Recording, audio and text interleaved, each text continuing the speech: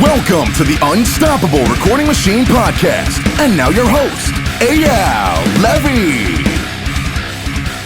Welcome to the URM Podcast. Thank you so much for being here. It's crazy to think that we're now on our 5th year, but it's true. And it's only because of you, the listeners. And if you'd like to see us stick around for another 5 years, there are a few simple things that you can do that would really help us out. And I would be endlessly appreciative. Number 1, share our episodes with your friends. If you get something out of these episodes, I'm sure they will too. So please share us with your friends. Number 2, post our episodes on your Facebook and Instagram and tag me and our guests too. My Instagram is @EYALLevyURMAudio. And let me just let you know that we love seeing ourselves tagged in these posts. Who knows, we might even respond. And number 3, leave us reviews and 5 stars, please, anywhere you can. We especially love iTunes reviews. Once again, I want to thank you all for the years and years of loyalty. I just want you to know that we will never, ever charge you for this podcast, and I will always work as hard as possible to improve the episodes in every single way possible. All I ask in return is a share, post, and a tag. Now let's get on with it. Hello, everybody. My guest today is Ryan Bruce, a.k.a. Fluff, who's a guitarist, producer, YouTuber, and a well-known face in the URM community. But not just that. He's also the guitar player in a band called Dragged Under, which just got signed to Mascot Records. He's been on the podcast many times. He's made courses with URM. You know his YouTube channel, Riffs, Beards, and Gear. I present you Ryan Bruce. Fluff, welcome back. Thanks, man. Thanks for having me. You're welcome. How's life? It's changed a bit, hasn't it? For me, honestly, not really. No, I don't mean COVID-19. I mean the band. Oh, everyone's talking about the vid. So I was like, no, not really. Business as usual. Yeah, things have really ramped up in the last, I don't know, what is it? April now? The last 2 months, last 3 months have been. Seems like the past 6 months. Yeah, if I'm honest, it all started about 6 months ago. But if you rewind before that, it's actually almost exactly a year ago where the ball started rolling with the band stuff. And it's been nuts ever since. It's been this weird snowball effect where it just gets bigger and bigger. And then you're like, oh shit, we're actually rolling downhill. Okay, cool, stop pushing. It'll do it on its own. So you guys changed your name. We did. This is something that back in the days when I was in a band was suggested to me, and I was very much against it. But I've seen bands do it and then suddenly go from not having a career to having a career. And it's really crazy because I feel like the industry will look at certain bands that might be good, but for some reason they look at them as damaged goods. And if they change their name, they're no longer damaged goods, which is really weird because it's the same people. Yeah. And granted, you guys changed your sound and you're better now, but it's really interesting to me how the name change thing is a legitimate thing to do if you're in a band and things just don't seem to be working out, but you have connections. It's weird. I suggest it to people and they get really weird with me, probably the same way I got. Yeah, I was pretty resistant to it before we were Dragged Under. I mean, this is technically it's a whole new band. However, it came out of the ashes of my old band, and we were called Rest Repose. The huge differences were Rest Repose had Jared Dines in it, and we had toured. We'd done everything DIY for 3 years, and we were absolutely looked at as damaged goods. Everybody would roll their eyes and go, oh, it's that stupid YouTube band, and then write us off. Now, granted, our songs were not as good as and written for the live show. As you're a lot better now. We are. We 100% are. But interestingly enough, the first 4 songs that the world heard, the first half of the Dragged Under album was written when we were still technically Rest Repose. And we decided to totally change our sound. Jared had left the band and Chris, our drummer, had left a week later. And it was me, Josh, and Tony. And we sat in the studio and we had a big snowstorm last year. And we basically got snowed into the studio for 5 straight days, just going out of our minds. And there was a convenience store 2 blocks away from the studio. So we would just go and get a bunch of energy drinks and Thai food and just rage until 6 o'clock in the morning. So they had Thai food at the convenience store? No, it was there was this Thai place right next, like right nearby. Say, I'm not sure I would trust Thai food from a convenience store. 7-Eleven sushi, man, it's great. You'll be fine. Sounds fucked. Cleansing. Yeah. But we had our producer Hiram come up, and Hiram had been filling in for bass on the last Rest Repose tour that we did with a band called I Set to Kill, who we were opening for, and we really, really hit it off, and we got along. He really kind of understood where we wanted to go. He showed up, and songs just poured out of us, and we were just passing around a guitar, slamming energy drinks, and like going for broke because we just had no fear of what our sound should be. We were just trying to write some cool stuff that we thought was catchy. I feel like if you go down a path with a band name as a band, you kind of almost get locked into certain tendencies, consciously or subconsciously, but by changing the name, it's really is like a fresh start to where you can kind of go anywhere you want. We were still Rest Repose at this point. However, we got the demos done, and we really, really liked the music. And we just started sending the 4 demos out to our friends just because we're like, hey, check this out. What we think we're doing is pretty cool. And Joey Bradford, who's the guitar player in The Used and is a friend of mine, he was like, man, this is really, really good, guys. Like, let me show this to the rest of the band. I'm at rehearsal right now. And he shows the rest of the band, and Bert, who sings for The Used, immediately said, you guys could actually do some really great things if you change your name. And we were like, smart. Oh, wait, what? Really? Because I had been really resistant to that. So it had come up before? It had come up before. Joey had suggested it, and I was like, absolutely not. It's my baby. I was too emotionally attached to it, and I had to just kind of let that go. And the second Bert from The Used says, you should change your name, I was like, okay, we should. I'm a huge Used fan, and having him say, these are really good, but you need to change your shit and just start fresh, because as he pointed out, you will forever be known as Jared Dines' old band if you don't do this. And he was right. And so we just decided to start totally fresh, new sound, right for the live show. Honestly, man, that was my concern for you with this whole project, was getting out from under his shadow. And I don't mean that in a bad way. It's just, not at all. It is what it is. The dude's got a massive YouTube channel, and he's kind of become like a force online. I mean, you're known as well, but people did kind of know it as Jared Dines' band, which absolutely kind of sucks. So I'm not saying that he's not a good musician or anything like that. I say this with all due respect, but because he has a comedy channel, I think that some people may not take his music as seriously, which will make it very hard for you because you actually take your music seriously. Now, again, I'm not saying that Jared isn't serious about what he does. No, he's very serious, yeah. Yeah, he's obviously, you can't get to where he's gotten by not being serious, but that comedy thing will typecast you. And you don't want to be like the comedy guy's discarded band. Yeah, I love Jared, and we spent years of our lives together and in a van.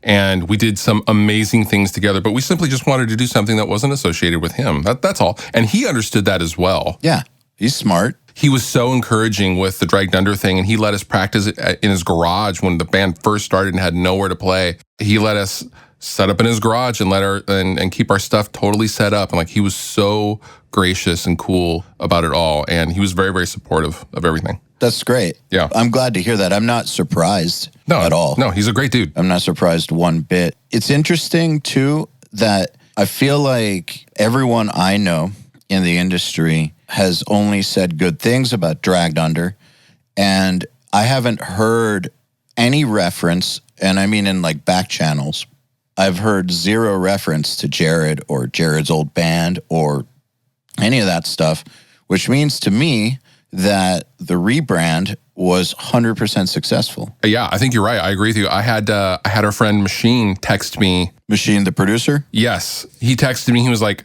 dude, is Dragged Under your band? And I was like, yeah, why? And he was like, dude, someone was just showing me this stuff, and I went on your Facebook and I see you in the pictures, and I was like, wait, what is he doing here? Like, what? I thought he was in that other band. People have no idea, and they're discovering the band organically, which is all that we ever wanted. Is just word of mouth. Hey, these are really good. You should check this out. That's all we wanted. So it's been pretty cool. Well, congrats on that. I'm glad you did that. I feel like if you didn't, you'd still be piddling along. I agree. And thank you. Yeah. I never thought that you didn't have it in you or anything.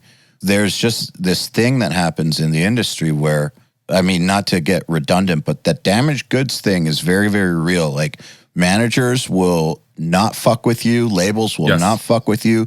Bands will not take you on tour. Yep. It's not like a blacklisting. I don't actually think there's a such thing as getting blacklisted in the industry because it's too disorganized of an industry. Like, people on the outside will talk about it and throw their weight, or talk about people throwing their weight around, but I don't think there's an actual blacklist because there's no actual boss or real power structure. There's no Google Doc. No, there's no Google Doc or no memo that gets passed around.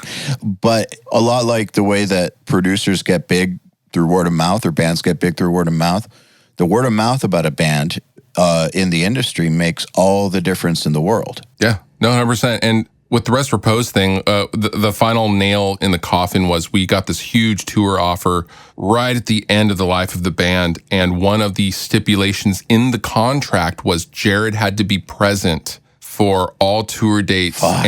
And Jared had to like make I can't even remember but it was all basically like, yeah, we'll take your band on tour, but we want to make sure Jared does these things. And we were if just Jared makes comedy videos with the headliner once a week. Yeah, dude, it was nuts. And we were just like, okay, this is bullshit. Like, we can see the writing on the wall now. So they basically wanted Jared to come make media on the road, and we're going to let your band tag along as like... Yes.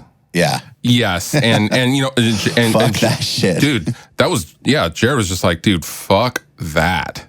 Like, what the hell?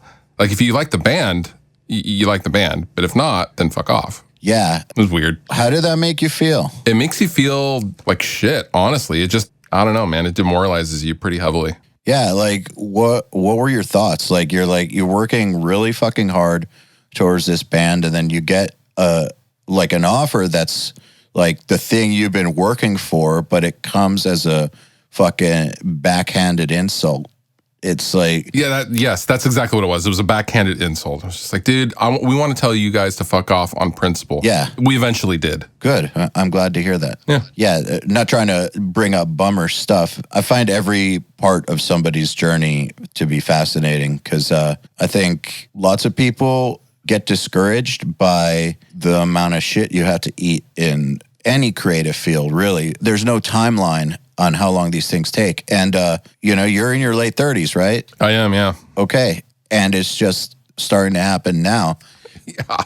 Which is awesome. So weird. I'm just saying that because it goes to show that whole concept that you've got to be 23 is bullshit. Dude, it's 100% bullshit. And I try to keep in mind that, like, Rick Nelson was 33 when Cheap Trick recorded their first record. It's not the end of the world that I'm a little older than everybody, but I'm glad I'm not some idiot 22-year-old partying. And because I was stupid as fuck at 22, and most of us were. I feel like I was stupid up till 36. Dude, honestly, same. Yeah. And then you wake up one day and go, oh, shit.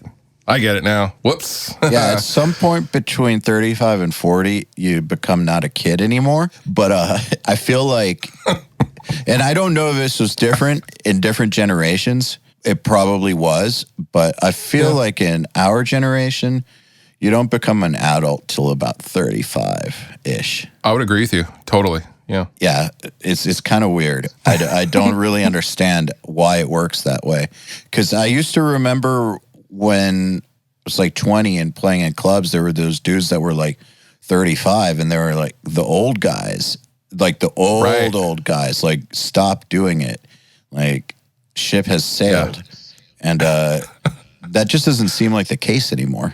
No, you're right. That's an interesting observation. I remember being 18, playing shows and doing small regional tours. And like some of the guys in the other bands were what I thought were ancient, like like almost 40. Like, oh man. And they were, usually leather jacket, washed up. They'd clearly drank too much and done too many drugs. And like, it's just, I don't think that's not the norm anymore. There's no leftover 80s guys that are still, I mean, I'm sure there are still doing it, but. They're definitely out there. Yeah. But they're 60 now. I think it has to do with the fact that, well, number one, the industry as a whole doesn't tolerate bullshit like it used to. So in the past, really bad behavior was glorified.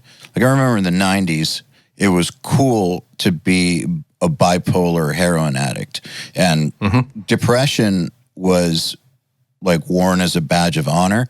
And remember, this was mass media back in the 90s, like, with those bands. You're right. So depression is not something to wear like a badge of honor. It's a fucking mental illness that people die from. But in the 90s, it was, it was cool for people to say that they had it, and it was cool to have heroin addictions. In the 80s, cocaine and alcoholism was like cool. Yep. It was cool. Yeah, absolutely. I do not think it's that way anymore. Granted, there are, obviously, we know people who have overdosed on pills, and that happens. But there's a stigma about fucking up now. And I feel like in the industry, people will not take a chance on you anymore if they know that you're like that, unless there's a ton of money to be had.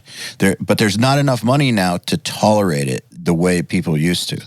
Can confirm. Yeah, I've seen it firsthand, especially just even since we've been doing the Dragged Under thing. Like, you see other people in other lanes, and they'll fucking, it's like you're storming Normandy, and you're in your own plane, your plane is the band, and there's other bands that are in other planes, and they're just getting shot down, and they're going down in flames because someone had a fucking drug habit, or someone broke into the car of some, booking agent, or, whatever. Like, if you fuck up, like, you're done.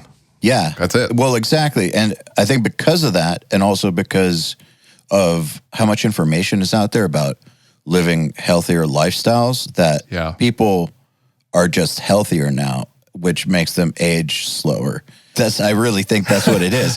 Because we're not You're right. We're not genetically different than people 20 years ago. No. Right? It's all the same. I think lifestyles have changed. I mean, granted, there's the obesity epidemic in the US and stuff, but I think that a lot more people are a lot more health-minded than maybe they've ever been, in like a very conscious, intentional way. Yeah, agreed. And keeps you young. Yeah, absolutely. Cool, podcast over. Done. Thanks for coming out, guys. Yeah, dude, when I was getting signed, I was like 27, and I remember Monty Connor saying something to the effect of me needing to get signed now before it's too late, kind of thing. Like, before I'm like too old for it. God. It's just interesting to me how different that is now. Yeah, it's totally changed. Honestly, like, bands still signing stuff you don't really hear about that as much nowadays as you used to. It used to seem like labels used to sign bands by the dozen and saw what stuck and then drop everyone else. Yep. But now, like, it's so hard to do any of that stuff now. It's you really got to fucking earn your shit, I guess. I think they definitely still need to throw some darts because you can never predict.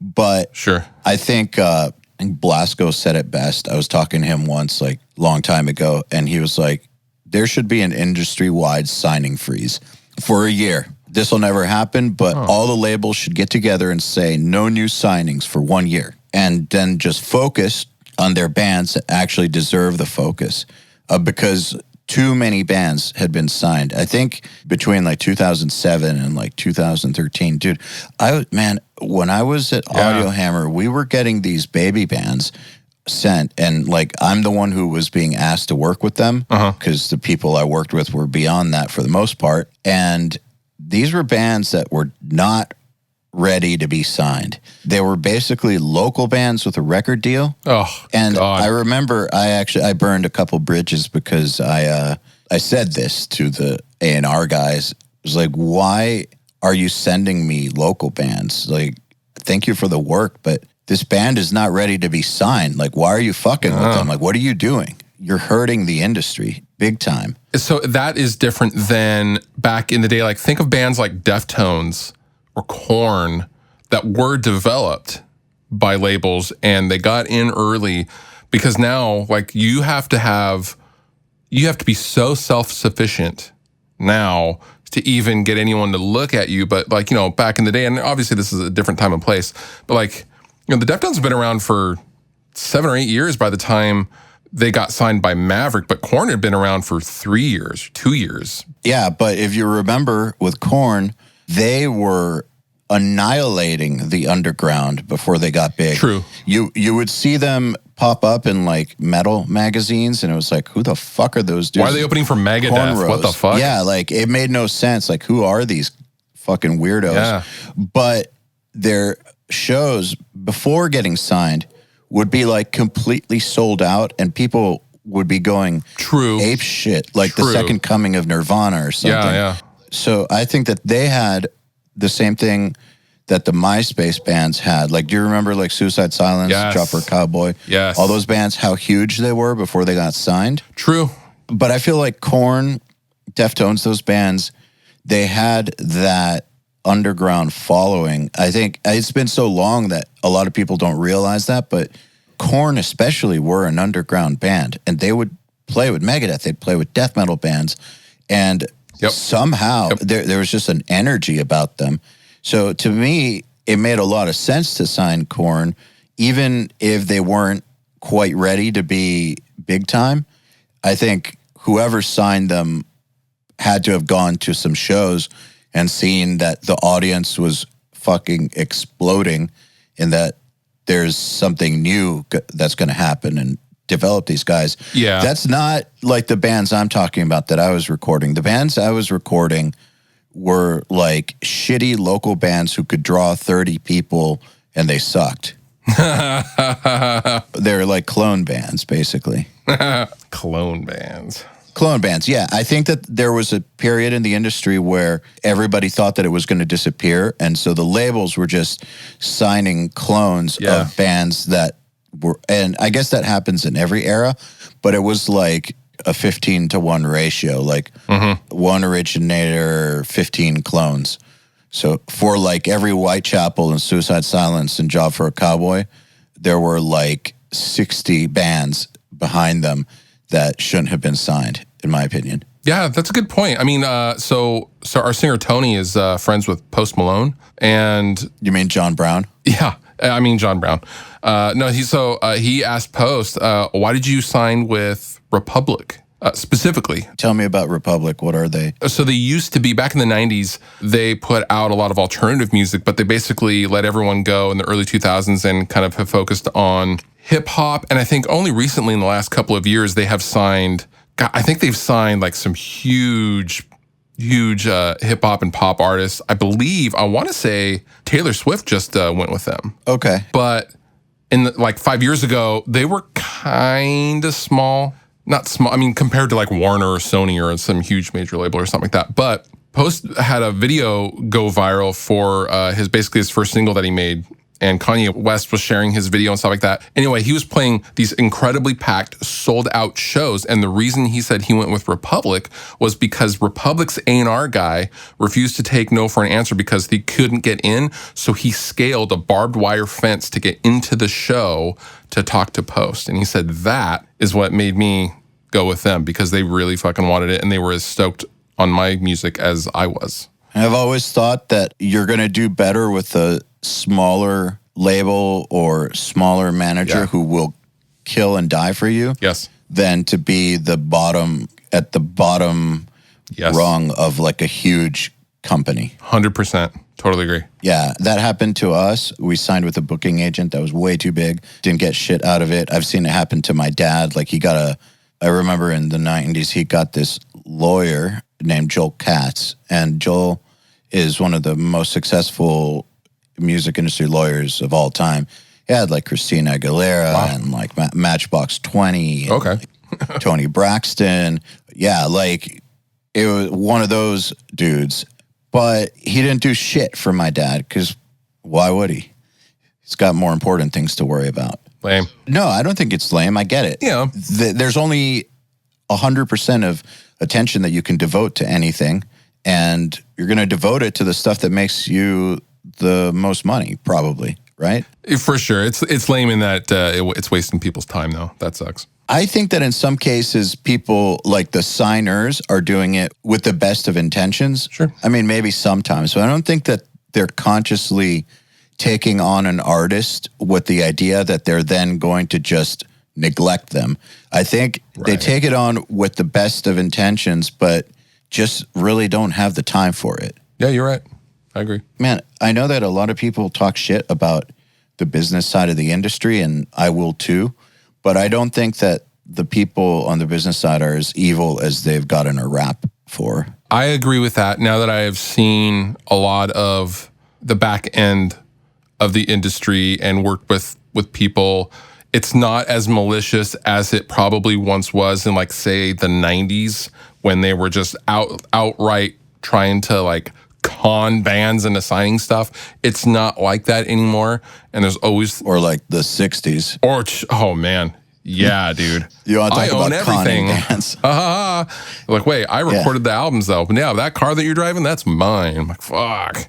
Yeah, no way. That would suck. Read your contract, kids. Read your contract. What's your opinion on this? And I realize that it's a different era, but still the concept is the same in my opinion. When we signed a Roadrunner, we did a 7-album deal. And I know that sounds insane, but they didn't do anything but 7-album deals for baby bands. That's Slipknot did the 7-album deal, right? Damn. So just hear me out. Okay. My theory has always been that you're not going to get a good record deal at the beginning of your career. So you might get a good record deal with a label that can't do shit. But if you're with a label that can do a lot, if you don't have momentum of your own, like real momentum, like actual momentum, there's no possible way that you're going to get a good deal. You're going to get a shitty deal. What happens, what I was taught is that if you are then successful, you renegotiate once you have leverage. And that's, lots of bands have done that. You're getting signed to Roadrunner. How are you going to strong arm them? You're not. It's impossible. Yeah. Leverage is important. And if you have leverage and you have actual momentum, you can leverage that. But man, if you have anything less than that, 7-album deal. My God. I didn't know that. I didn't know any of that. Wow. Yeah, 7. Fuck. The way I saw it was, if we last long enough to make 7 albums on Roadrunner, then that means we did great. True. Like Killswitch Engage, I believe. Slipknot. Fucking... God. Those are the only 2 bands that I'm aware of. Machine Head. I was going to say Machine Head, yeah. Damn. That was kind of my point, is like Roadrunner would just drop you before just shelving you. I did a lot of research on them, and maybe there's a couple bands here and there that may have gotten shelved, but all in all, Roadrunner were very, very good about dropping people. That's good. They dropped me when I asked them to drop me. Huh. I mean, that's cool. I flew up there and had a meeting with them and was like, look, we know you guys aren't going to push the band more, and that's fine. I completely understand. But my name is in this contract, and it's preventing me and the other people in my band from doing other things and continuing our career as musicians. So can you please let us out? Like, it's not like you want to do anything with the band, and no hard feelings. We love you guys and we get it. For sure, yeah. They were totally cool. That's cool. Yeah. Oh, all right. Speaking of labels, you just got yourself into the coveted and elusive bidding war. Yeah. It was a weird thing. When we left for that used tour, there was like a few really small labels that were kind of like, hey, we really like the record. We really like what you're doing. But at that time, the record was going to come out in like a week. And they're like, well, we want to delay the ramp, or we want to delay the release. And we're like, look, we've been ramping on our own for 6 months with singles, and like the record's done and uploaded, and like it's scheduled to hit Spotify in a week. Sorry, like we are going to stick to what our vision is of the album. And a couple of labels were, the real small labels were just like, oh, okay, well, whatever, see you later. And then we start the tour, and I am proud of how we sound live. Our live show is fucking awesome, and we'll climb the trusses. We'll do we'll do the crazy shit because we just love the live show so much. And the music is so conducive to the live show. So we start in San Diego and play a show. People are hitting us up, and we're getting some emails coming in like, "Hey, we really like what you're doing. Cool, thanks a lot." From labels? From labels, okay. Manager folk, which they weren't aware that Joey from the Used is already managing us. How were they hearing of you guys? So they were hearing about us by seeing videos that people were posting of the live show, or they were already following the Used and just happened to see the band. So, but it wasn't through you groveling for it? No, not at all. It was very organic. Like, I just happened to, I was outside doing something important and I heard a song and I came in and I thought, wow, this is really, really cool. And we're like, okay, cool. And that was pretty much the extent of it. So it starts in San Diego. We go up the West Coast and then we basically head straight east and play ourselves over to New York. And by the time we get to New York, there are a dozen... I think that show in particular had a dozen labels or booking agents or managers in the crowd on our GL asking to come see the band. And we were like, what is happening right now? But this could all be bullshit. This could be bullshit. So let's just stay focused. Let's play a good show. And that's about it. But at the end of the day, so the tour ends a couple of weeks later and we have... Oh man, I don't want to say the exact number. I think it was 7 actual in-hand record deal offers. Memos. Memos. Yes. We had like 7 deal memos. It's not real till there's a deal memo. There were actual deal memos, and here's our offer. Here's a hard offer. Fuck yeah. And we had 7 of them from 7 labels. Some very big, some very small, and everything in between. And it was surreal and wild, and thank God we have good people around us and who are guiding us. Eric Germain and Joey Bradford. Is that how you say his last name? Yes. It's not German, it's Germain, from what I had no idea. Yeah. Holy shit, all these years. So this is interesting to me, man, because this is something that has been an idea that's known. It's better if they come to you than you go to them. However, it's very, very hard to get people to understand that. And you're kind of living proof of it right now. Yeah. Because you were beating your head into a brick wall with Rest Reposed. Yeah. And then now people came to you. It starts with the songs. I always thought it was bullshit that, if you write a good song, people will come. That's actually 75% of it. We were playing... It is. So the second show was at the Troubadour of that tour, of the Used tour, and sold out. The Used are playing very, very small places for this tour, and we're loading our gear. Eric comes up and he introduces himself, and he's like, "Hey, I'm Eric Germain, blah blah," and we'd emailed once or twice, and it was really, really cool to see him. And we're loading, and Travis Barker and Machine Gun Kelly and John Feldman get out of their Range Rover that they pulled up right behind our trailer, and they get out, and I was like, "Oh, aren't you gonna go say hi to them?" He's like, "No. I'm here to talk to you guys because you guys were just fucking, you killed it, and okay, I want to come and introduce myself." And then he grabbed a case and fucking helped us load. All right, that's kind of surreal, dude. For those who don't know, Eric Germain is one of the best and most worked entertainment lawyers in the biz. He works with, Five Finger Death Punch. We've had him on the podcast before. Oh, really? Oh, okay. Okay, episode 136, you are on podcast, Eric Germain. I met him through negotiating against him with my lawyer. But the thing that was, Eric was always really, really cool to me. Even when, it was us versus his side, he was always really, really cool. And I always thought that he was, what people think of lawyers, he's not that. He's a good dude. No, he wants the best for everyone involved, whether he's on the winning side or losing side. And he really actually gives a shit.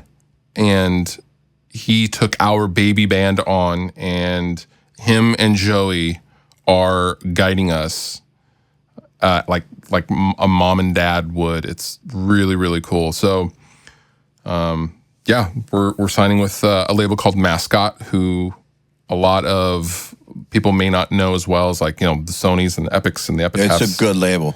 It's a good label. They really, really, really genuinely give a shit. The whole team came out to New York. We met them. We broed down super hard. And they're most famous for fostering the career of Volbeat. Mm-hmm. And the first 3 Volbeat records were on Mascot. The first couple of Gojira records were on Mascot. They have Joe Bonamassa and POD and a lot of blues stuff. Yeah, Mascot to me is like the perfect size label for a band like yours because they're not so small that they can't do anything.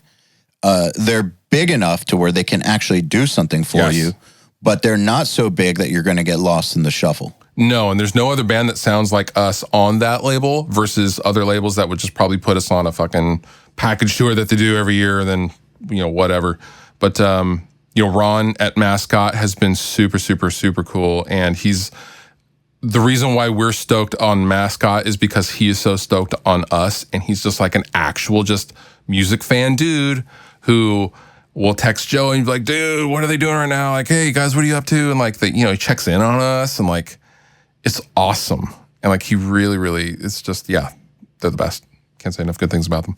I mean, this is so cliche, but having the right team behind you is crucial. Yeah. I remember I was trying to get signed to Metal Blade at one point, and I was sitting in Mike Faley's office, and he gave me a speech, and I listened.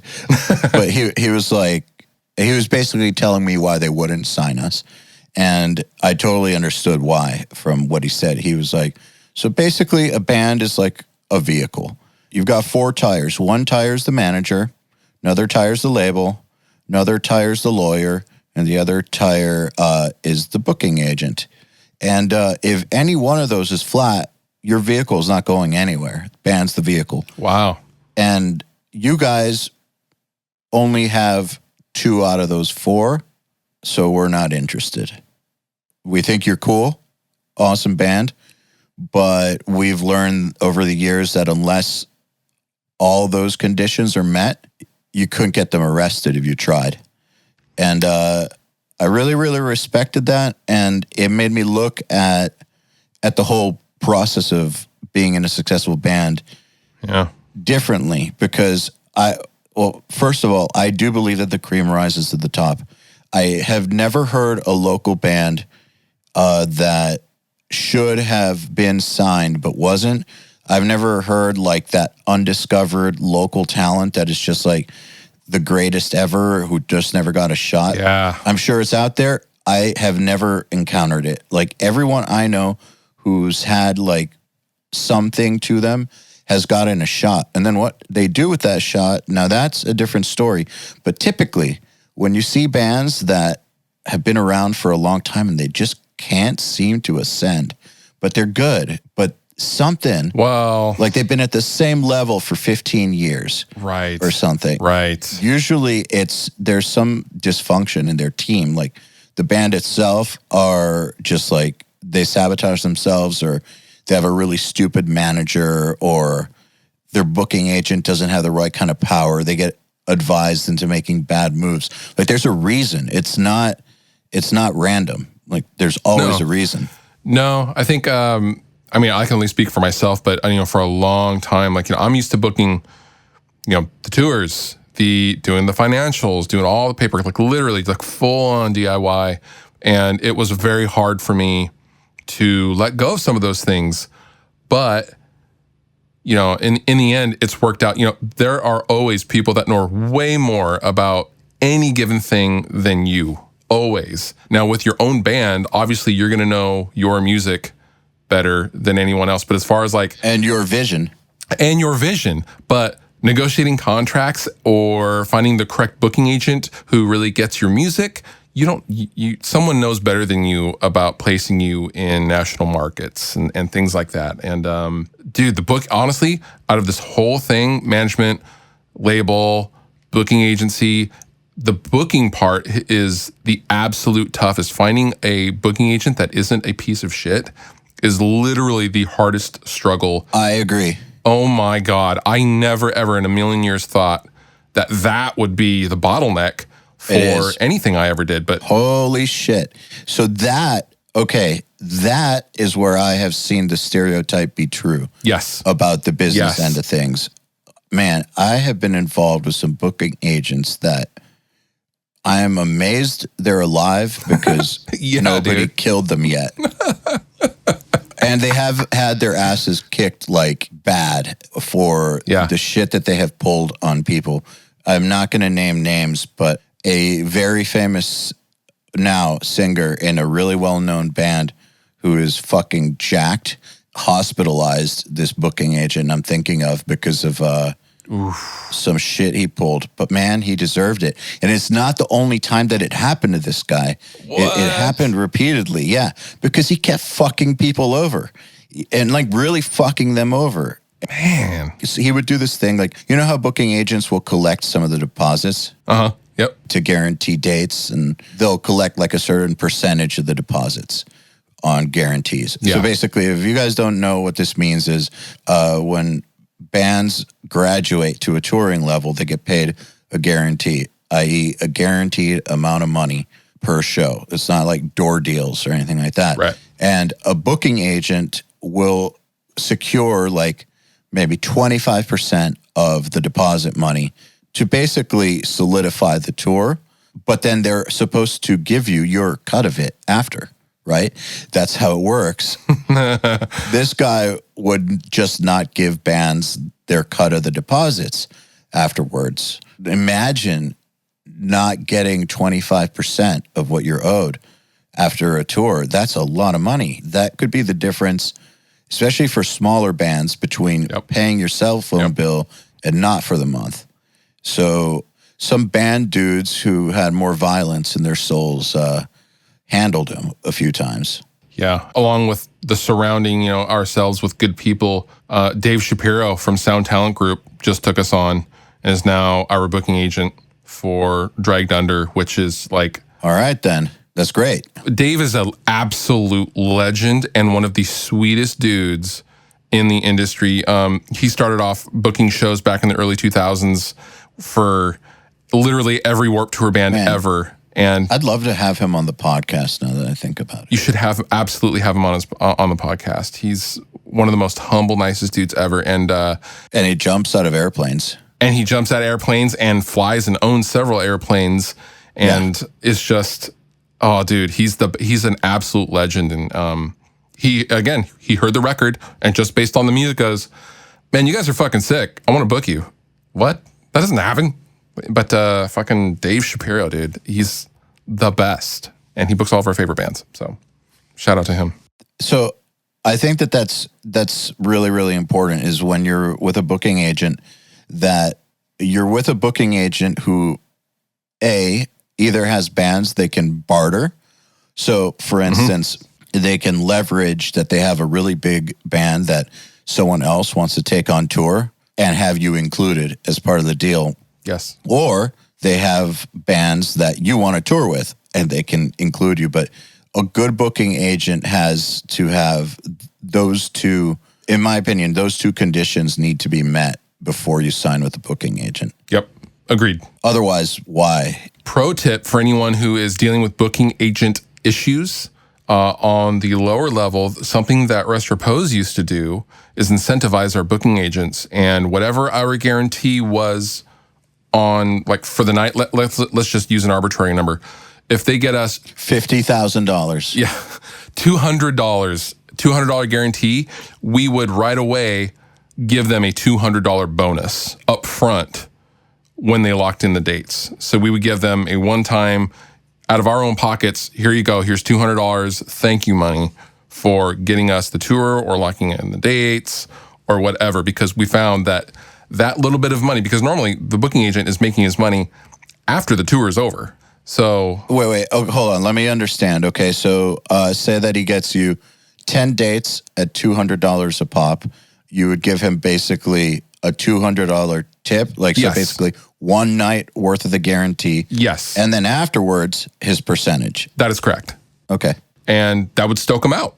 That would always stoke out anyone we worked with to get us on the tour, the bill, or whatever, because they're going to get paid right now And then they're going to get their normal pay on the back end after the tour is over. So that's 6 months from now or whatever.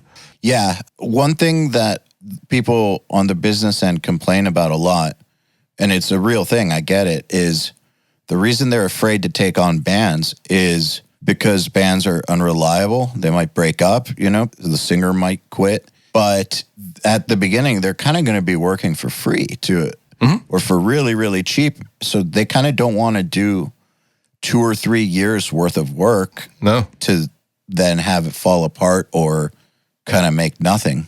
Yeah. Yeah, exactly. So I think that's really smart. So back to the whole thing about the songs are where it starts.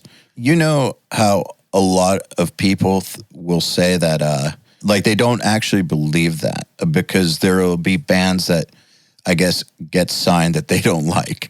Right. I've always thought, well, just because you don't like them doesn't mean that they're not good. First of all. Right. Just because you don't like them doesn't mean that there isn't an audience for them.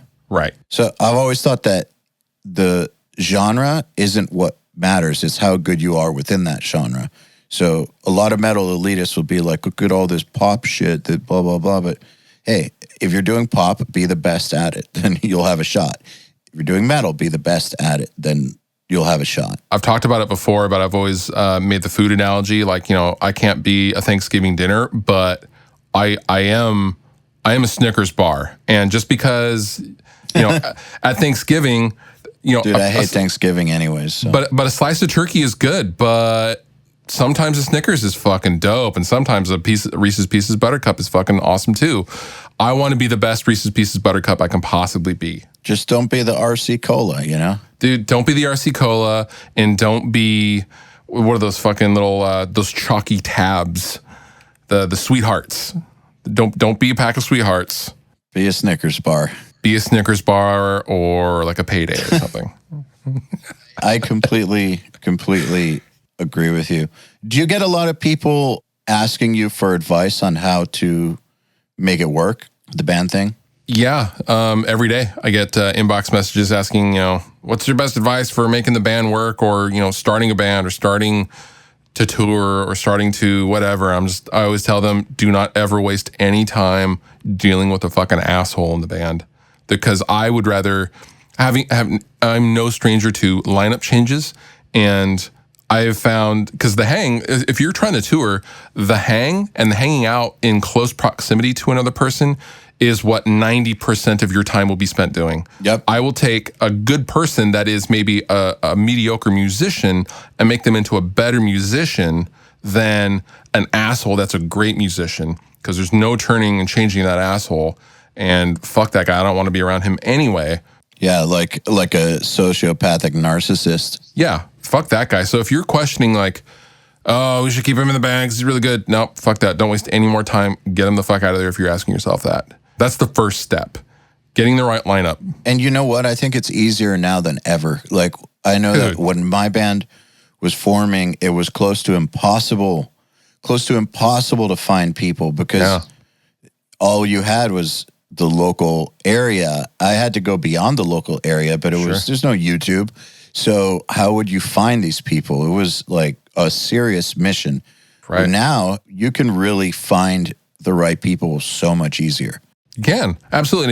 And if you're willing to work and maybe drive a little bit, you can chase your dreams, kids. But I think that's the first step of doing that, solidifying the lineup and building a proper foundation for your house, so to speak. In my opinion, your band is not getting signed because of your YouTube channel. In my opinion, you might have connections because of YouTube. Sure. You have a certain visibility to you, but that's not what's going on, because you had a band for years that during your YouTube channel that didn't get anywhere. So it's not the YouTube channel. It's a successful rebrand and better music. But do you find that some people will kind of throw that at you, like you're just getting signed because of YouTube? Yeah, there's been some saltiness, and there's been some, oh, well, that's just because, you made it a long time ago. I love that term, you made it. I'm like, what is that even? What did you make? Yeah, what am I making, cookies? No, we had to make the label aware of what I do, because contractually, there has to be verbiage of, if I'm writing music, like for my demos, I am allowed to do so, and that is its own thing, and that has nothing to do with the band output, et cetera, et cetera. But yeah, a lot of people just automatically assume like I can call up a record label, Cool Guy record label, and be like, hey, sign my band now. And like, I don't know. Hey, everybody. If you're enjoying this podcast, then you should know that it's brought to you by URM Academy. URM Academy's mission is to create the next generation of audio professionals by giving them the inspiration and information to hone their craft and build a career doing what they love. You've probably heard me talk about Nail the Mix before, and if you're a member, you already know how amazing it is. At the beginning of the month, Nail the Mix members get the raw multi-tracks to a new song by artists like Lamb of God, Angels and Airwaves, Knock Loose, Opeth, Meshuggah, Bring Me the Horizon, Gojira, Asking Alexandria, Machine Head, and Papa Roach, among many, many others. Over 60 at this point. Then at the end of the month, the producer who mixed it comes on and does a live streaming walkthrough of exactly how they mix the song on the album and takes your questions live on air. And these are guys like TLA, Will Putney, Jens Bogren, Dan Lancaster, Tui Madsen, Andrew Wade, and many, many more. You'll also get access to MixLab, which is our collection of dozens of bite-sized mixing tutorials that cover all the basics, as well as Portfolio Builder, which is a library of pro-quality multi-tracks cleared for use in your portfolio, so your career will never again be held back by the quality of your source material. And for those of you who really want to step up their game, we have another membership tier called URM Enhanced, which includes everything I already told you about and access to our massive library of fast tracks, which are deep, super detailed courses on intermediate and advanced topics like gain staging, mastering, low end, and so forth. It's over 500 hours of content, and man, let me tell you, this stuff is just insanely detailed. Enhanced members also get access to one-on-ones, which are basically office hour sessions with us, and Mix Rescue, which is where we open up one of your mixes and fix it up and talk you through exactly what we're doing at every step. So if any of that sounds interesting to you, if you're ready to level up your mixing skills in your audio career, head over to urm.academy to find out more. Reason I'm bringing this up is not to get negative, but it's more because I want people to stop being delusional. So with Billie Eilish, for instance, I talk about this a lot because it struck a chord with me because I was accused of the same shit when I got signed. Like, your dad bought that record deal. Yeah, right. Like, your dad's in the music industry. That's why. Yeah, okay. Yeah, like some classical conductor knows people at Roadrunner. Yeah, right. Right. But it doesn't work that way. Like, you're not going to get signed because of a connection. No. You might get introduced to somebody, but you're not, nobody is going to sign you because of a connection. If you have a parent in the industry, that's not going to get you signed. For every child of a parent in the industry, there's about 2,000 more children of parents in the industry who didn't get anywhere. So you look at Billie Eilish and people will say well, her mom did voiceovers on some video game. That's why. It's like, no, that's not why. There's lots of actors and actresses in Hollywood who have kids who will never go anywhere. And there's a lot of YouTubers out there who will never have a band get signed to a real label and do real tours. Like, maybe bigger than your YouTube channel. Yeah, dude, no one is making a huge financial decision based on a friendship of someone's parent. Like, that is not happening. but the kind of relationship that they're trying to say, like, that she had or her mother had, is actually in reality the kind of thing that happens when you have, like, let's say Will Smith's kid, Willow. She gets it, she signs to Sony. Yeah, she probably signed to Sony because her dad is fucking Will Smith. Yeah, okay, that's the exception. If you're the Rock's kid, you might get a better chance. Yes, of course. But no one out there actually heard Billie Eilish's mom's name and went, oh yeah, I know her, because she wasn't a huge actor. She wasn't. She was in those spaces, and yeah, she probably got her some meetings. That is about it. No one's like, oh, hey, extra in ER, let me sign your daughter because you're so powerful. Like, that doesn't happen. at all, ever. Yeah. I mean, like, if you're Kirk Douglas's kid, fine. Right. But you still have to be good. Exactly. And the Willow Smith, dude, that record went like, I'm pretty sure went #1. But that record was for kids. So like adults hear it, they're like, oh, that's the dumbest thing ever, whatever. I whip my hair back and forth. Dude, that was the biggest record for 12-year-olds ever. But that's what it was for. Yeah. So people are stupid. It did the job. I think a good example of how your family can't create your career are the Baldwins.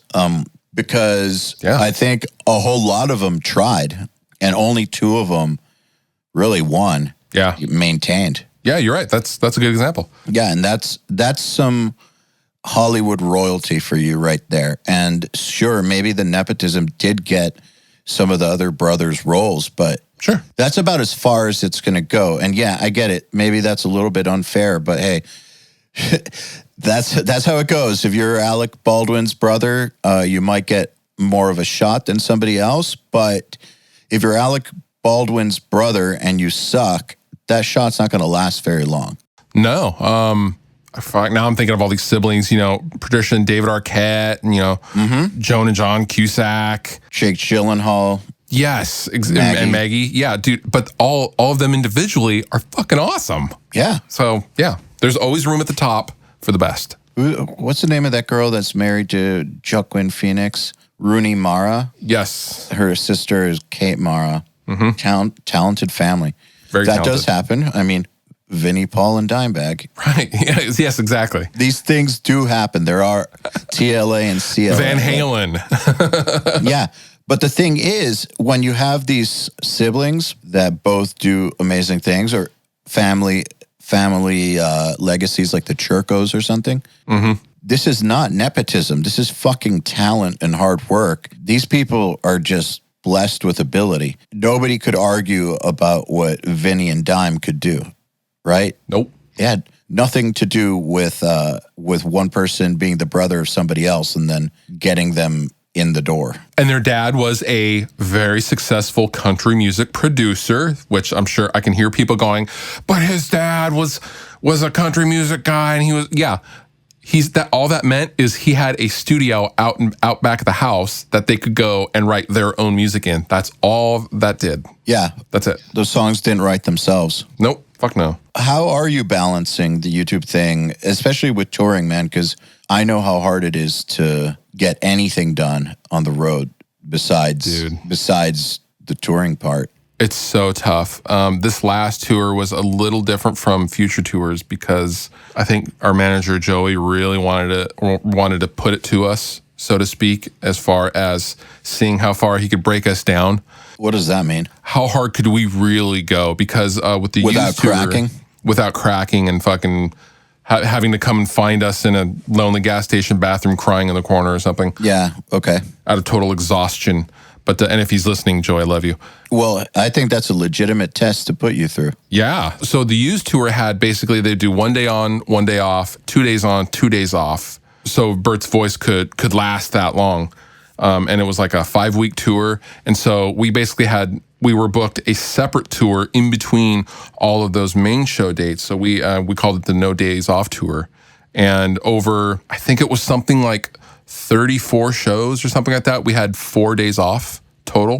And we were at NAMM the week before that. So we left straight from NAMM to tour. So we went super, super fucking hard. And I was still doing the YouTube thing. I was still shooting videos when I could, but the content shifts and I still have my entire rig out with me. So I have a MacBook, my Universal Audio interface, and my camera in its own backpack. And I would edit in the van or edit in the, hotel room. Instead of sleeping 6 hours or instead of sleeping 8 hours, I'll sleep 6 hours and edit for 2 hours before a van call the next morning or something like that. You just have to make it work. So instead of it taking a day to kick out a video, it would take me 3 days because, I can only edit an hour at a time or something like that. Or in the, if we get a green room that is away from the stage so we can actually hear and I can hear my headphones, then I would edit there. But yeah, the content has to shift because at home I can do amp demos and guitar stuff. But when you're on the road and in a van, you have to kind of pivot for the content. So I was doing things like having people in the crowd that are waiting in line guess our bass player Hans's favorite bands based on how he dresses, and he dresses fucking weird.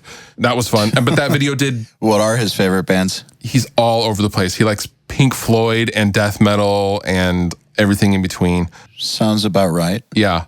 But that video ended up doing like 250,000 views. So it restored my faith in, okay, people will still watch. You know, if it's good, it's good. And it doesn't always have to be the gear thing. I think the gear thing is kind of tired myself anyway, so I'm pivoting as a channel as it is. But yeah, I just have to change the type of content I do on the road. But yeah, I'll still be doing and balancing all that shit while still touring and playing shows and all that stuff. It's very, very tough.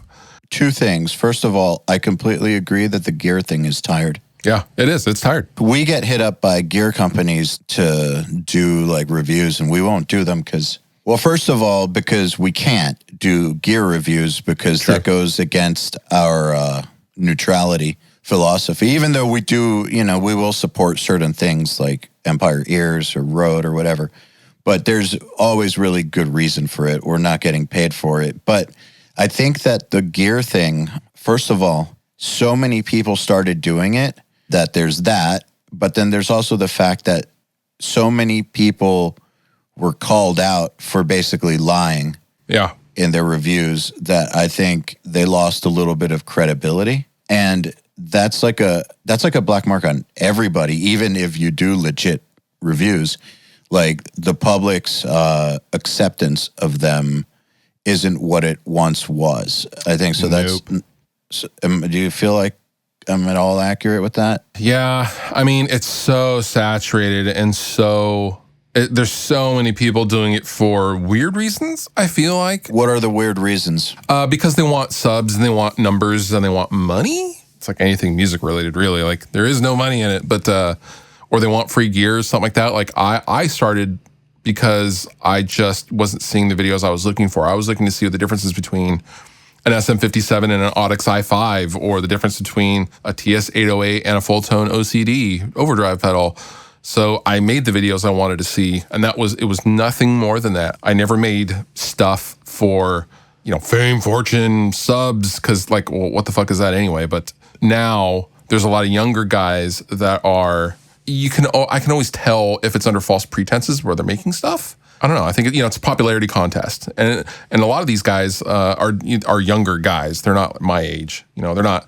I'm not talking about the Ola Englands of the world or Rabia Masad or whatever. Those dudes. No, of course not. No, those dudes are so fucking legit and so good at what they do and so talented. You know, the Keith Marrows of the world. Yeah. They definitely are not. No, that is not who I'm talking about. I'm talking about the tiny channels that, you know, don't have a lot of traction yet or are trying to get a lot of traction, but they're super hyper produced, and I don't know, man. And you could tell that the person has never actually done anything. Right. Look, I'm not saying that don't make a YouTube channel if you haven't done anything, but if you want to be a thought leader, you need to have some credibility behind you, or what are you doing? Yeah. How are you going to expect people to take you seriously if you don't have a track record? So just think about that. Everyone I know of these YouTubers who have done a good job, like Ola, for instance, they're legit musicians.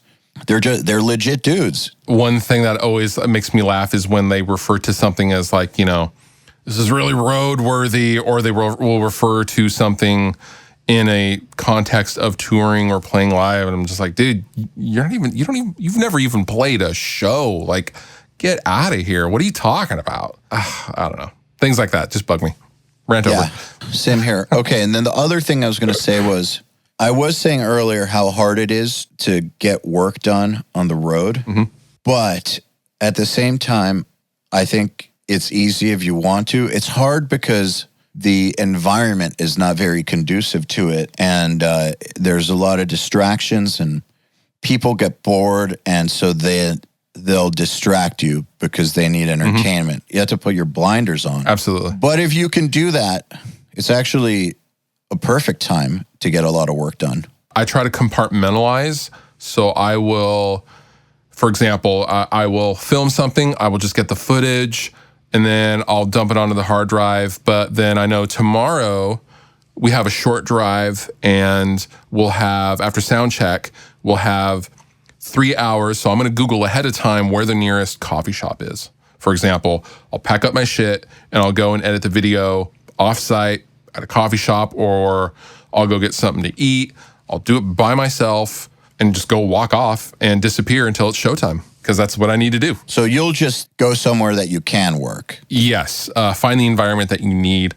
Honestly, most of the green rooms and stuff like that aren't even conducive to like the entire band sitting in them. I mean, it ranges from like absolutely luxurious quarters, but if you're like, we were direct support for the Used, and we were the only band on that tour besides the Used, which is highly unusual and weird and amazing.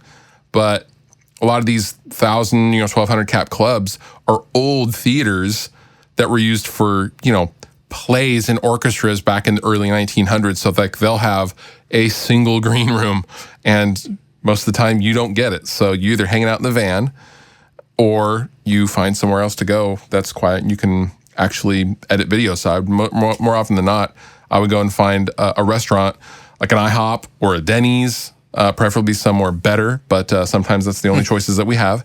And get a cup of coffee, get a waffle or something like that, and then just spread out over the biggest table they have. And I would just have video gear everywhere, and I'm just editing away. And nobody would give you any problems? No, not if I was ordering food or anything like that. I would specifically ask, like, put me at a table near an outlet so I can plug my shit in and charge up my phone and my laptop and stuff like that. Normally, they're pretty damn cool these days. I feel like that's maybe not the most unusual ask anymore. Yeah, most of the IHOPs were really, really cool. Interesting. With that schedule of sleeping a little less, do you find yourself getting more fatigued on the road, or like do you do anything to counteract it, like make sure that you're eating right, or like is there anything you do to counteract less sleep? Because you're traveling all the time, you're going to get sick, like it's going to wear you down. Yeah. How do you keep your shit together? The diet thing, I never thought it would matter as much as it does when you're traveling and on the road. So half our band are extremely adventurous while touring, and they will instantly, they'll eat bad soup. Oh, dude, they'll go for the craziest in the middle of nowhere sushi, and they think I'm nuts. And I'm like, dude, we are in Kansas. We are so far away from fresh water. How can you possibly think that sushi is going to be fucking awesome? And then, they get sick. Shocker. And like, they always give me shit because I think the next tour we're going to call Play It Safe Chicken Tendies Tour, because I'm always saying get safe foods. If they're shittier, fine. But if they make you sick, it's going to be so much worse in the long run if you are perceivably eating something quote unquote better, like sushi or something like that. So, I'll take the things that will not make you sick 100% of the time, like, fried food, or I'll just wait and I'll eat a banana and I'll eat an apple, and that'll be it. So like me and our bass player, Hans, we try to stick to like some kind of a semi-healthy vegan-based diet when we're touring. If you don't eat right when traveling, if you eat top ramen, your body will crash. Our old drummer in Rest Repose, Chris, we did a U.S. tour a few years ago, and he was literally eating top ramen for 6 weeks straight. And dude, he ended up we had to take him to that's not good. We had to take him to a clinic. He was in bad shape. I'm not saying that was all because of his food, but his immune system was shot, and the doctor was basically like, you need to eat better, man.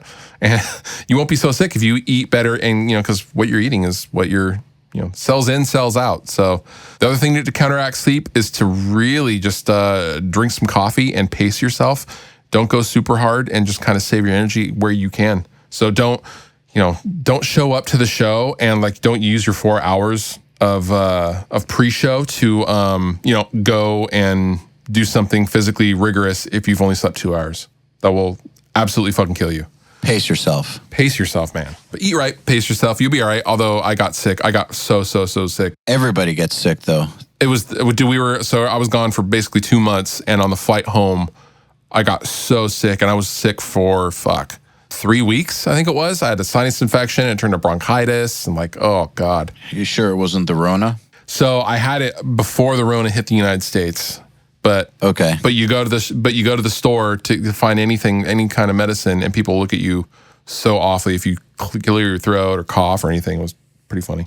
Yeah, coughing in public now is big no. Could get you killed. Yeah, could get you your ass kicked. Yeah, fucking burned. Burned at the stake. Fucking burn them alive. Yeah. Like fucking get rid of that plague.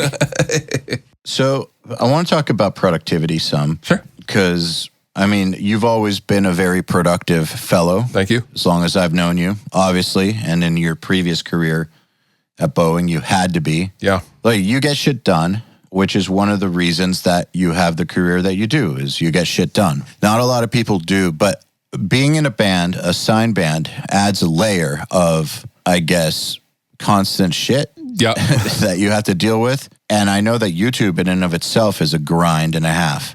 Yes. So those are two very intense grinds. How are you balancing that and making sure that nothing gets sacrificed? I do have to pivot a little bit. I have to shift. So now I'm in a weird career transition where I have to go from a YouTuber that has a band. So now I am like legit full-time. Technically, I am a band guy that now has a YouTube channel, and you can't have 100% of two things. You can only have 50% of two things at most. The content on the YouTube thing will slow a little bit, but it won't stop. Will never stop. But man, I don't know. It's just a balance, and I'm still figuring it out.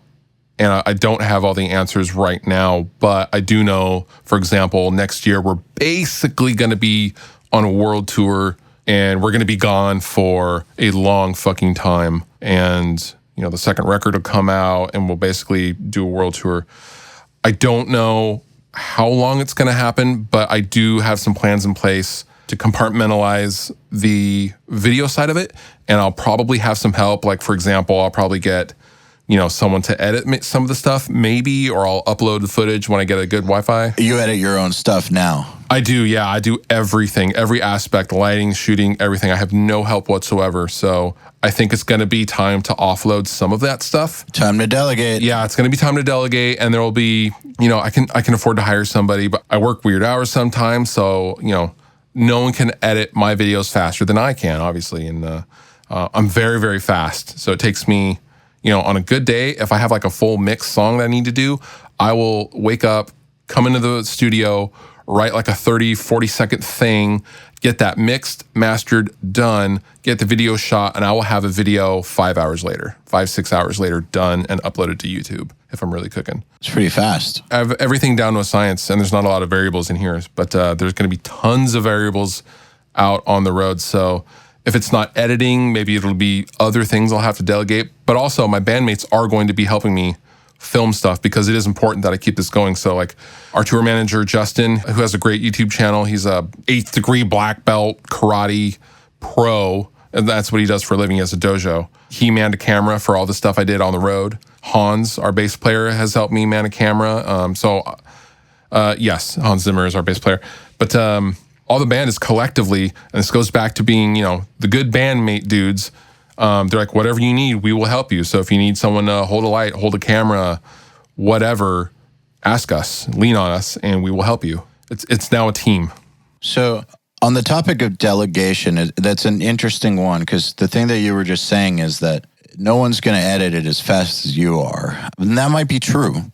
But I kind of feel like this is very similar to like when you hire a drum editor or something, with the exception of John Douglas, because he's better than everyone. But sometimes when you're delegating something, I've noticed that maybe you have to accept that it's not going to be as good as it would have been if you had done it. True. But sometimes you just have to accept that. But the way I look at it is, say that you delegate something and you get it back and it's 85% as good as you would have done it. Well, then you can just do the last 15%. And then instead of spending 5 hours on it, you're spending 30 minutes on it. In my opinion, it's not about completely passing off everything. Mm-hmm. It's more about passing off large portions of it so that when you get to it, you only have to do a few things and then good to go. Yeah, because in my mind, like, it's all or nothing. But at the same time, what is the cost? Like, oh man, I'm thinking like right now as we're talking, like, man, if I spent an hour or 2 hours like chopping up a video and color grading it and all that stuff, like that 2 hours could be spent taking a nap. And that's pretty fucking valuable to me as well. That's exactly what I'm getting at is what's the cost? True cost. The true cost, the opportunity cost, and just, man, staying healthy on the road, I think also has something to do with how much stress you're under. Yeah, for sure. Yeah. And so if you're stressing your brain out constantly from the tour and from deadlines, you're going to crack, in my opinion. I think anybody would. So I don't think that it has to be all or nothing. And I'm saying this now as someone who used to do everything myself, but now have a team, pretty large team. A significant portion of time goes into training people. Yeah. And obviously you have to find the right kind of person, like the kind of person who wants to get better. So like you can train them at what your specific needs are, but they have to have that inner fire to want to get good the way that one of us did when we were getting started, that I still have that fire about certain things. So the acceptance that it's not going to be as good as you would have done it is key. You got to live with it. This is something that me and Finn talk about a lot, that what's more important, not getting it done, or having it come 90%, out, like fucking up, fucking up your entire momentum, or having it be maybe 90% there, but you keep your momentum. Interesting. It's an interesting question, because you could say, well, it's got to be 100%. But then again, if you're not putting stuff out, you're kind of fucking yourself. Yeah, that's interesting. Because up until this point, I have been a one-man show, but I know I am topped out. Like, this is the most I'll ever be able to do by myself. So yeah, it's probably time to start delegating that. Anyway, it is. like even if I'm not on tour, like maybe the answer is maybe maybe I need to start delegating stuff. Well, I mean, there's just so much stuff that's gonna be involved with the band moving forward, and even if you are home, like writing and things that take up all kinds of creative energy. Like you said before, you only have 100% of energy to devote to things. So why spend that energy on things that are tasks that an assistant could do? Because now you're going to have to be creative for two things, right? Right. On a serious level, you have to be creative for the band and creative for the channel. That's a lot of creativity. That's a lot of brain power. Like, do you also have to do all of the technical stuff? No. I don't think so. Not really. I hate it when you're right, EYAL. I hate it when you're right. Me too. Sucks. I think a lot of people hate it when I'm right. True. I don't normally hate it when you're right. Only when you're talking about me. Okay, well, we don't have to talk about you. So I'm also not suggesting that people start bothering you right now to become your assistant or whatever. I get that a lot anyway, but the fact that I'm at home, like, no, sorry, I'm not going to let someone just come and hang out at my house, and my lady's going to be like, who the fuck is that? And like, but editing and stuff, I can upload and send to people. That's not a problem. Yeah. I mean, you know what? I think now would be the best time to do it because you do have the time to train somebody. Yeah, true. It's going to be a lot harder to train somebody when you're touring. Also true. Stop being so right, EYAL. Stop. I can't help it. Hate it when you're right. I can't help it. So as far as mental state goes, how are you switching gears between killing it band-wise? Because, like playing on stage, it's not like you just get up there and do it. You have to like get into the right state of mind to put on a good show, right? And so that starts before the show, and then it sometimes got to like cool off afterwards. Yep. So how do you balance that, having to go from like extremely different states of mind? Like, there's calm, focused for making videos, and then a fucking animal for stage. Like, the reason I'm asking is because when I was touring, I found that I did better when I just was an animal all the time. It was hard for me to go back and forth. Like, I tried to mix projects on the road. It was just tough, man. Yeah, like, it is. So how do you do it? Well, like when we're on tour, I have to give myself like little ramp ups and ramp downs So I will start, it's part of my warm up now, but I'll start stretching and I'll start warming up my fingers on a guitar about 45 minutes before we play. And I'll try, everyone's hanging out and having a good time, but I'll try to kind of shut myself down as far as conversing with people, or I'll kick whoever's in the dressing room out, non-band people. But if friends are coming to visiting, I'll just be like, okay, it's time to get out. Like we need to get in the zone. But honestly, the entire day for me is spent ramping up to the ramp up. I have to get my game face on, so to speak, mentally. Yeah. I have to be in that mode, and I don't like being in that mode for long extended periods of time. On stage is fine, but because we go on stage very much ready to fucking kill. We are the underdogs. We have to be, in order to even get 60% of the audience's attention when you're the opener, you have to go and give 115%. Yeah, absolutely. Just to win them over. They're not there for you. They consider you a nuisance. That's right. You are in the way of them seeing their favorite band in the world. So you have to go above and beyond every single night. So for me, it starts with the second I wake up, I am thinking about how I want the show to go, how I want the post show to go, how I want to feel after the show. All these things get involved, and it's tough because you can't be in that frame of mind while filming a YouTube video on the road and being Mr. fucking, hey, how's it going today on Wrist, Beards, and Gear? So I will allot time. I'm always thinking like 2 or 3 days ahead. So I will allot time to allow myself to just kind of either shorten that ramp or lengthen that ramp, depending on what I need and depending on the time of show, et cetera, et cetera. It sounds very neurotic as I'm talking about it out loud, but No, it's great. The reason this is relevant to the audience of this podcast is because maybe they don't have this exact scenario, but a lot of them have a day job. Sure. And then want to produce too. And you have to be in two completely states of mind. It's not just about the hours spent, right? The hours spent on something, that's one thing. And obviously you use your time as efficiently as possible, but the frame of mind is a whole other challenge. Like do a full day of work at an office and then come home and have to go into creative mode. That's actually harder than people might realize.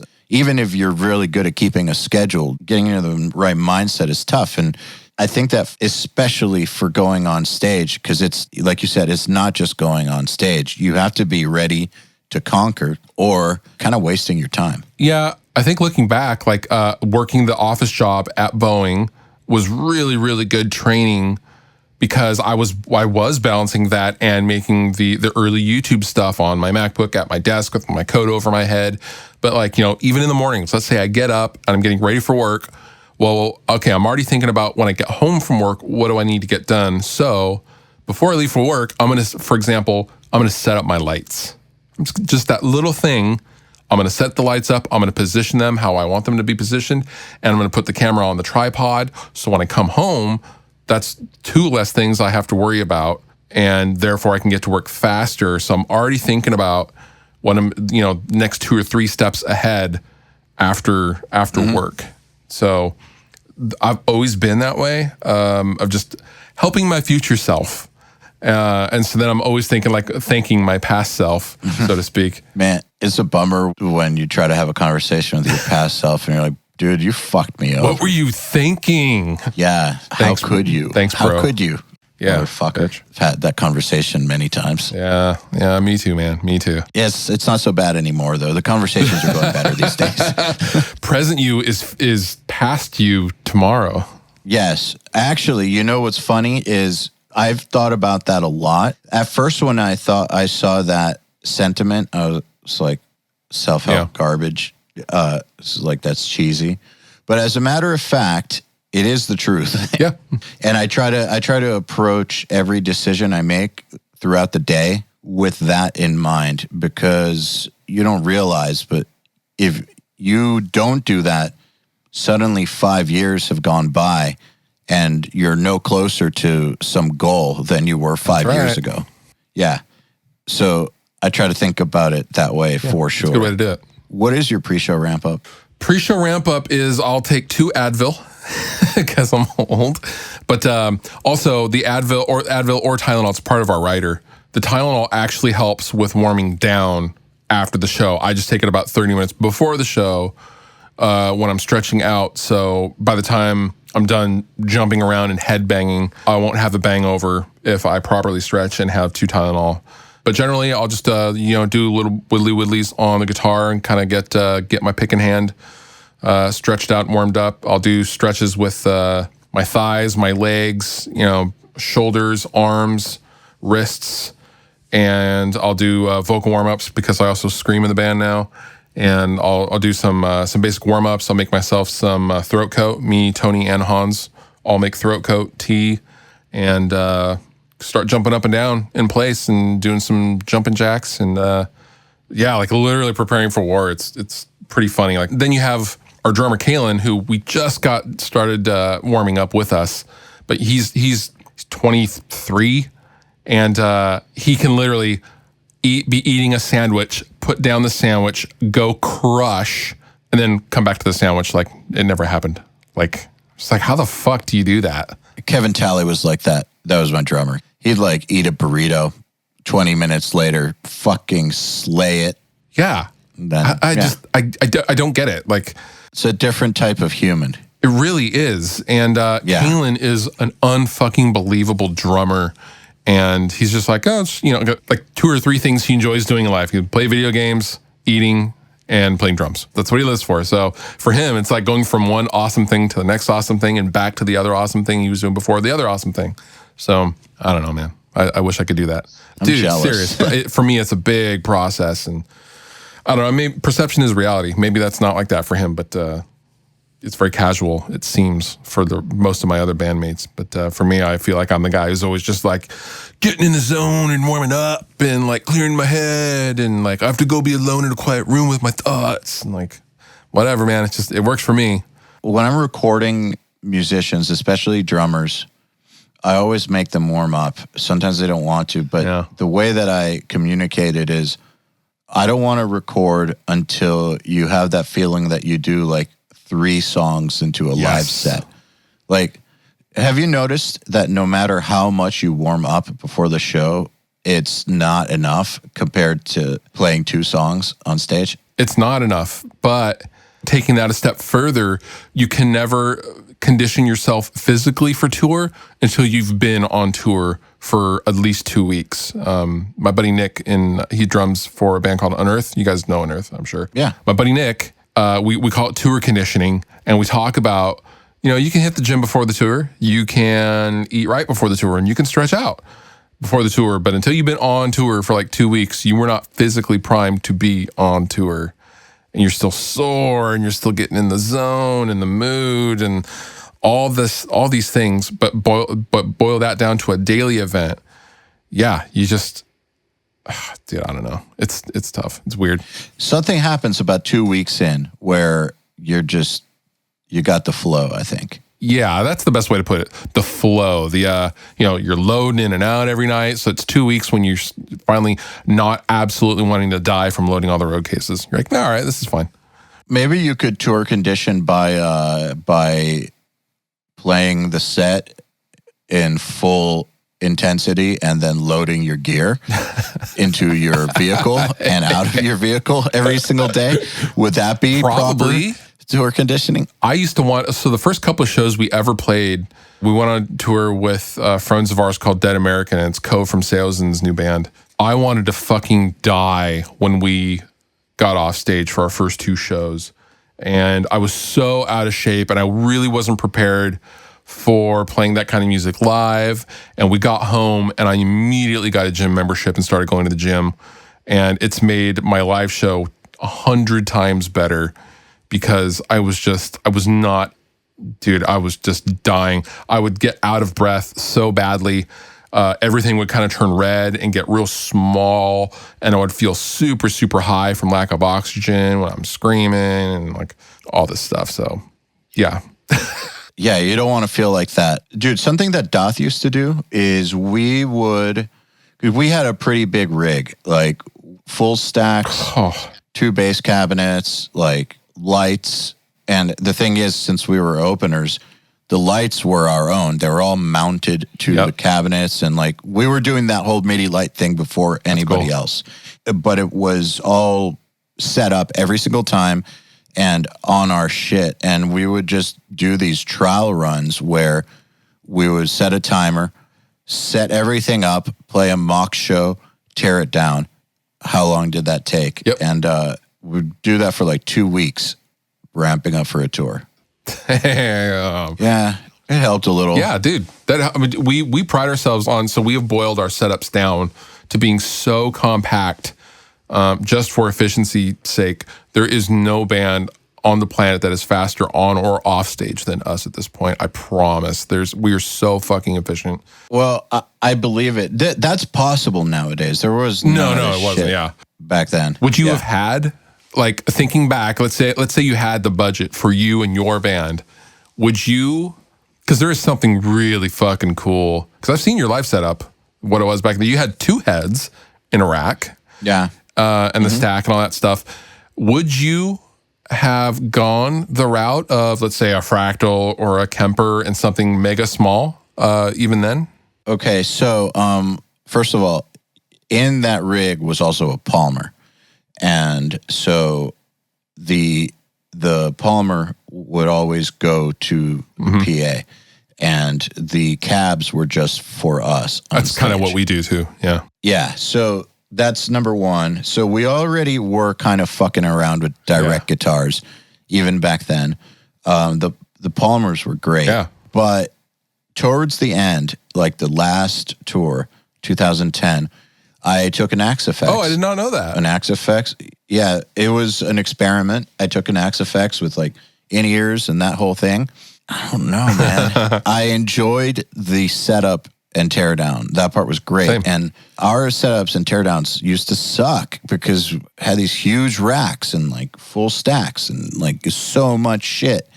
And it's so heavy and like it wears on you, and try doing 90 days of that. But the Axe FX was convenient for sure, but it kind of didn't put off the same, we didn't have the same power. It's not the same mojo. Yeah. Basically. Yeah, I agree with that. I mean, the thing is, though, what I wonder is if everybody had been on the in-ears, would that have made the difference? Because it was only me. Oh, weird. So, yeah, early adopter, I guess. So, were you listening to a click? I was listening to a click and myself. Wow, that sounds awkward as fuck. Yeah, it's kind of weird. Yeah, okay. You're brave. You're brave, sir. The dude from Arcspire does that, the guitar player, just a click and himself. I mean, ambiently, obviously, you still hear drums at least. So yes, you still hear drums. Yeah. So it's not like you're not hearing what's going on. For sure. Huh. It's probably the best I've ever played on tour in my life too. Because you hear yourself. No, isn't that funny how that works? Yeah. So that's the thing. Like if I could go back, or if I was to do it now, I probably would go the in-ear Kemper Fractal route. Just because, man, monitors fucking suck. Dude. Live sound is an atrocious joke. Be in control of your own shit, kids. Also, the modeling has gotten significantly better since 2010 as well. Yeah, absolutely. I would absolutely do it. Interesting, okay. So to answer your question, I would not take the refrigerator rig. What about if you didn't have to load your own shit, though? As long as I had the in-ears and no monitors on stage, then yeah. Okay, because like the second we can afford roadies, I'm going back to fucking big-ass tube amps if possible, and fucking 412s. Like, I love that shit, but like, because I have to haul it, I don't want to haul that stuff. Yeah, okay, I hear that. But I guess at the end of the day, whatever makes it easier to hear what's going on better. Because the worst thing to me is not being able to know what the fuck is going on. Yep, the worst. Yeah, that's the worst part of playing on stage. Like, from my experience. Yeah, good shit. I don't even know what to say. It's just, think of how the fuck are you supposed to be accurate when all you could hear is like a wash, fucking high, like a hi-hat and a wash. Yeah, we have our own in-ear system, this full tilt, in its own rack. All of us are on in-ears, and our drummer just got molded in-ears for this last tour, and he was like, "Oh my God, guys!" We're like, "Yeah, Isn't that fucking awesome? And we're all in a clique, and we all have our own mixes, and it's fucking awesome. That sounds luxurious. It's a dream, and the front of house guy cannot fuck us up whatsoever. Do you just send him a stereo mix? So we give him 8 tails coming off our in-ear system. So basically, instead of miking up any cabs, we give him XLR for his patch bays for direct, because we're running all Helix stuff. So it's here's the 2 guitars, here's your bass, here's all 3 vocals, and backing tracks or ambient stuff in between songs, and that's it. And that's all you have. And then you mic up the drums, but we don't need any of that. And he's just like, wow. And usually they fucking love us when we tell them that. Yes. So that makes their job way easier. Yeah. One of the reasons that I think that we sounded pretty good back in those days was because of the Palmers. We made sound guys' jobs easier, not having to mic guitars and bass. Yeah. Yeah, like just that set us apart from other bands because people weren't there were no Axe FXs yet. So just that, it put the sound guy in a better frame of mind to deal with mixing us. Oh, dude. Yeah. We're that band. We very much believe in making everyone's job easier if possible, because a little effort goes a long way. So like we are the band that will, like, if we're playing like a headline show, like some small dive bar or whatever, we will ask the sound guy, hey, where's the wedges? You want us to help? And like we will haul their gear up on the stage. You need a sub moved or something like that. We'll do that. And we'll help you set up mics. Where's your mic locker? And like, let's get out the stands for you. Like, we're that band that will help and forward everyone, because God forbid everyone sounds good. That makes a huge, huge difference. And it's so funny how that whole concept of provide value, make people's lives easier, that we always talk about at URM for, absolutely. If you want to get hired. That also kind of applies if you want to be in a band that gets asked to go on tour over and over and over again. Because if you're a difficult band, the word will get out. People will know. Like, yep. Word of mouth is a serious, serious thing. Yeah, absolutely. It's the best thing. Yeah, I mean, you can't fake that shit. Nope. So yeah, I always tried to make whoever's life easier, especially if it's like the crew of the headliner. The crew of the headliner always try to make their lives as easy as possible.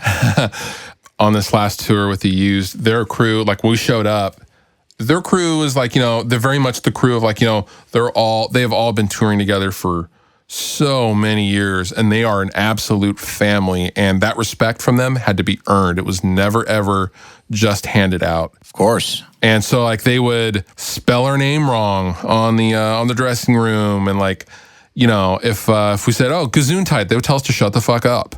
And this is at the beginning of the tour. And then we play a few shows, and then we buy everyone coffee and cold brew, and maybe someone needs a better flashlight. So we go ahead, and at the last truck stop, we got them a new flashlight just to say we appreciate you. That kind of shit that went so fucking far. And by the end of the tour, like, everyone's homies, everyone's fucking awesome. And we really loved and respected the fact that we had to earn everyone's respect the old-fashioned way. They weren't immediately just fucking, hey, we're best friends now because we're touring together. That doesn't mean shit. Yeah, it definitely doesn't work that way. No, it does not. But I wouldn't have it any other way. I mean, I don't know how it would. Right. It is so fucking annoying when a band fucks up another band's set time or ability to get their job done, or gets in the way of their crew. It's so bad for everything. That's a quick way to get yourself not invited out again. Dude, we were having internal conversations the whole time, like, do not do anything to get kicked off this tour. I was walking to say hi to Joey, who were sound checking. They just got done sound checking, and the lighting rig was out front where the crowd normally would stand, just for the sake of the sound check, because he was programming all the lights. Nate, I love you so much. I walked across, and I was not mindful of the power cable that I had stepped on, and I stepped on the coupling that hooked up the entire lighting rig to the desk, and everything goes and just shuts the fuck down because I stepped on the fucking power to the desk that I should have seen. Whoops. Oh my God, I thought we were going to get kicked off the tour. That was show 1. That was literally show fucking 1. Oh, I wanted to fucking die. How did they deal with it? Nate was like, I don't know. I didn't know Nate. Nate didn't know me. He was like, what the fuck? And I was like, oh my God, I am so sorry, dude. I'm so sorry. I brought him, I think we brought him cold brew or something like that. I was just like, dude, I am so fucking sorry. Shit happens. What a way to make a first impression. God, dude, that was literally our first impression on the tour. And I was just like, I bet you felt like you wanted to shrink to the size of an ant. dude, I thought I got my band kicked off this fucking amazing opportunity of a tour. I doubt you would have gotten kicked off for that, but You never know, man. I can see why you would think that. Yeah, you don't know. You don't ever want to be the subject of a conversation that is negative in any context. Yeah, well, I'm glad you didn't get kicked off either. Yeah, me too. And I hope you never get kicked off a tour. Also, me too. Yeah. Well, anyways, I think it's a good place to stop it. Congrats on everything, and also Thanks, man. talking to you again. Yeah, dude, good hangs. Do it more often. Always. Okay, then. Another URM podcast episode in the bag. Please remember to share our episodes with your friends, as well as post them to your Facebook, Instagram, or any social media you use. Please tag me at EYAL Levy URM Audio, and of course, please tag my guests as well. Till next time, happy mixing.